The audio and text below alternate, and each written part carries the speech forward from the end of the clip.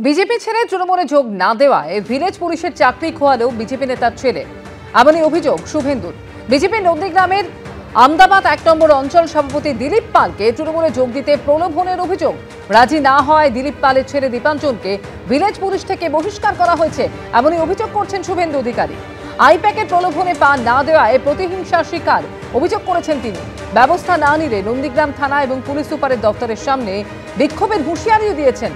অনেক বিজেপি নেতাই তৃণমূলে যোগ দিতে যোগাযোগ করছে, পাল্টা তৃণমূল নেতা বাপ্পাদিত্য গড়। আমাদের অঞ্চল কনভেনার এবং ব্লকের বিশিষ্ট নেতা দিলীপ পাল মহোদয়, তার কাছে কয়েক মাস ধরে আইপ্যাকের লোকেরা তৃণমূলে যোগদান করার জন্য তাকে প্রস্তাব দেন। তাকে বলা হয় যে আপনাকে আমরা এটা ওটা XYZ অনেক কিছু দেব, আপনি চলে আসুন। উনি আদর্শগতভাবে রাজনীতি করে এসছেন চিরদিন, লোভ লালসা চাওয়া পাওয়ার কাছে আত্মসমর্পণ করেননি, তিনি ওনাদের প্রস্তাবে রাজি হননি। প্রতিহিংসার রাজনীতি করে তার পুত্র দীপাঞ্জন পাল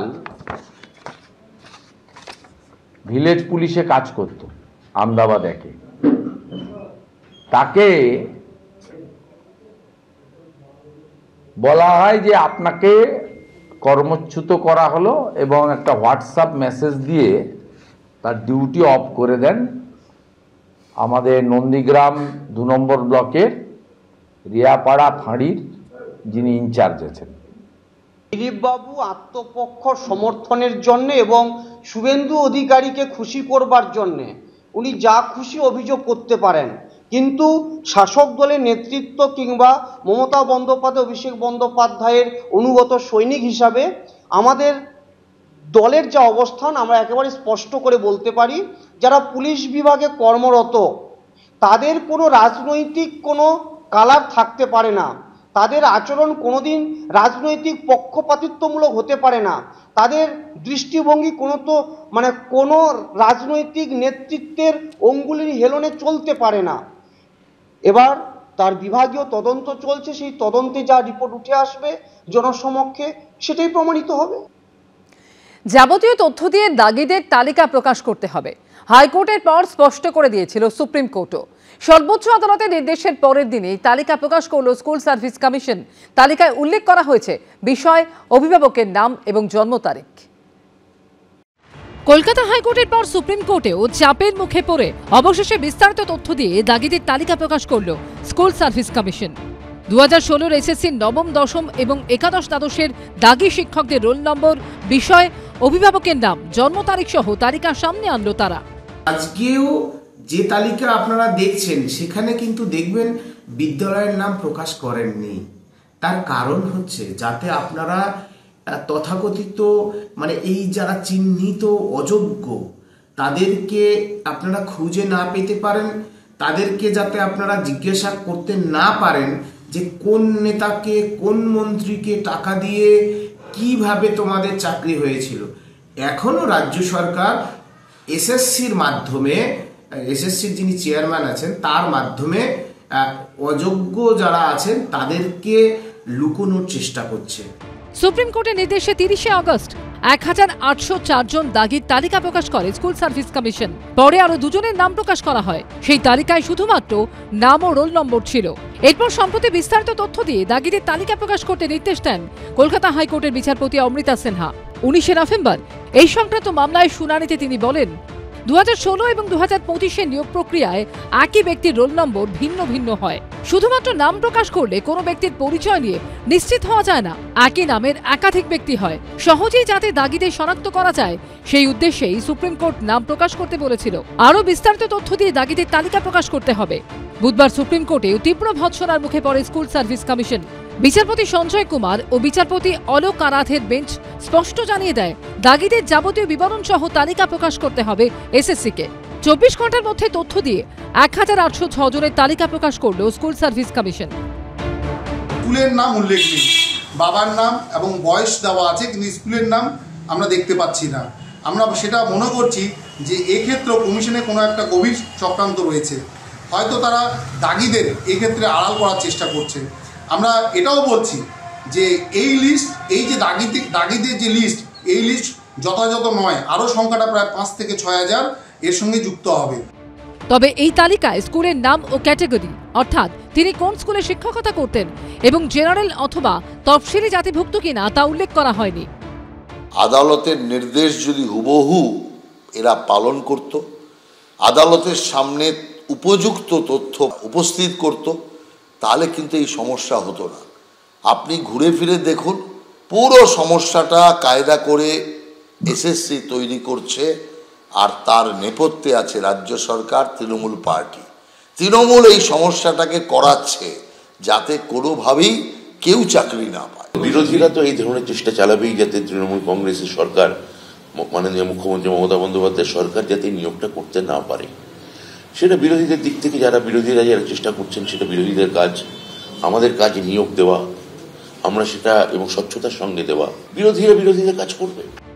একজন সৎ প্রার্থী দিনরাত এক করে প্রস্তুতি নেন চাকরির পরীক্ষার জন্য, যাতে পরিবারের মুখে ভাতটা তুলে দিতে পারেন। কিন্তু সেই চাকরি আজ কার্যত বিস্ময় জলে, আর যোগ্যদের প্রাপ্তি শুধুই চোখের জল। কিন্তু এভাবে আর কতদিন? সেই প্রশ্নের উত্তর দেবে কে? কৃষ্ণেন্দু অধিকারী ও ঐশী মুখোপাধ্যায়ের রিপোর্ট, এবিপি আনন্দ। প্যানেলের মেয়াদ উত্তীর্ণ হওয়ার পর কাদের নিয়োগ করা হয়েছে? 10ই ডিসেম্বরের মধ্যে এসএসসির কাছে তাদের তালিকা চাইল কলকাতা হাইকোর্ট। 2025-এ নিয়োগে লিখিত পরীক্ষার ওএমআর আপলোডের নির্দেশ। স্কুল সার্ভিস কমিশনের পাশেই শিক্ষামন্ত্রী। স্বচ্ছতা ও নিরপেক্ষতার সঙ্গে কাজ হয়েছে, দাবি ব্রাত্য বসুর। কিছুতেই পিছু ছাড়ছে না বিতর্ক। এসএসসির নতুন নিয়োগের পরীক্ষার বৈধতা নিয়ে বুধবার প্রশ্ন তুলেছে সুপ্রিম কোর্ট, আর বৃহস্পতিবার নিয়োগ প্রক্রিয়ার স্বচ্ছতা নিয়ে কলকাতা হাইকোর্টেও প্রশ্নের মুখে পড়ল এসএসসি। ফের আদালতে উঠল মেয়াদ পুরনো প্যানেলের প্রসঙ্গ।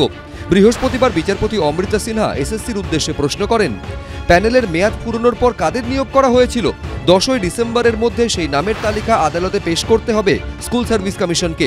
বুধবার সুপ্রিম কোর্টের বিচারপতি সঞ্জয় কুমার এসএসসির আইনজীবীকে বলেন, আমরা রায়ে বলেছিলাম যে নতুন করে নিয়োগ প্রক্রিয়া সংগঠিত করতে হবে। আমরা আপনাদের বলিনি যে নতুন শূন্যপদ তৈরি করে নতুন প্রার্থীদের নিয়ে আসুন, কিন্তু আপনারা সেটা করেছেন। এরই সঙ্গে এসএসসির শিক্ষক নিয়োগ সংক্রান্ত সব মামলা কলকাতা হাইকোর্টে ফেরত পাঠিয়ে দেয় সুপ্রিম কোর্ট। নির্দেশ দেয় বিস্তারিত তথ্যসহ দাগিদের তালিকা প্রকাশ করতে হবে এসএসসিকে। সেই মতো বৃহস্পতিবার কলকাতা হাইকোর্টের বিচারপতি অমৃতা সিনহার এজলাসে মামলা ওঠে। বিচারপতি বলেন, 2016-র নিয়োগ প্রক্রিয়ার প্যানেলের মেয়াদ উত্তীর্ণ হয়ে যাওয়ার পর যে শিক্ষকরা নবম, দশম, একাদশ, দ্বাদশের নিয়োগপত্র পেয়েছিলেন, আদালতে তাদের তালিকা পেশ করতে হবে। এদের মধ্যে যারা বর্তমান নিয়োগ প্রক্রিয়ায় অংশ নিয়েছেন তাদের ভাগ্য নির্ভর করবে মামলার ভবিষ্যতের ওপর। মহামান্য বিচারপতি অর্ডার দিয়েছে যে ইমিডিয়েটলি ওএমআর পাবলিশ করতে হবে 2025 সালে 9, 10, 11, 12 এবং 2016 সালে এক্সপায়ারি অফ প্যানেলের পরে যারা যারা চাকরি পেয়েছে তাদের পুরো তালিকা কোর্টে প্রকাশ করতে হবে 10 তারিখ পরবর্তী শুনানি। বুধবার এসএসসিকে তিরস্কার করেছে সুপ্রিম কোর্ট। বৃহস্পতিবার হাইকোর্টের প্রশ্নের মুখে পড়ল এসএসসি। তারপরেও অবশ্য স্কুল সার্ভিস কমিশনের পাশে দাঁড়িয়ে বিচার ব্যবস্থার একাংশকে নিয়ে পাল্টা প্রশ্ন তুলেছেন শিক্ষামন্ত্রী ব্রাত্য বসু। এখন আমি মনে করি না যে মানে বিচারক ভেদে বা কোর্ট ভেদে আইন পাল্টায়, যদি না কোনো বিচারকের নির্দিষ্ট রাজনৈতিক পক্ষপাত এবং অভিসন্ধি থাকে। আমাদের রাজ্যে এই ধরনের রাজনৈতিক পক্ষপাত বা বায়াস বা অভিসন্ধি বা রাজনৈতিক কোনো উদ্দেশ্য আমরা কারো কারো ক্ষেত্রে দেখেছি, এটা পরবর্তী ক্ষেত্রে প্রমাণিত হয়েছে। কে কোথায় মামলা হচ্ছে বা না, মামলা হলে হবে, সেখানে এসএসসি যারা প্যানেলিস্ট লয়ার আছেন তারা লড়বেন। মমতা ব্যানার্জি এই কাকে ডাকতে হবে, কাকে পরীক্ষায় বসবেন না, 10 নম্বর বাড়তি দিবেন, উনি বুদ্ধি দিয়েছেন এবং কমপ্লিটলি সুপ্রিম কোর্টের অর্ডার ভাইলেশন করেছেন। অর্ডারে ক্লিয়ার লেখা ছিল নতুন করে অ্যাপ্লিকেশন দিয়ে নাম নেওয়ার বিষয় ছিল না। গোটা বিষয়টাকে পরিকল্পনা, নির্দেশনা এবং মঞ্চস্থ করেছেন মমতা বন্দ্যোপাধ্যায় নিজে।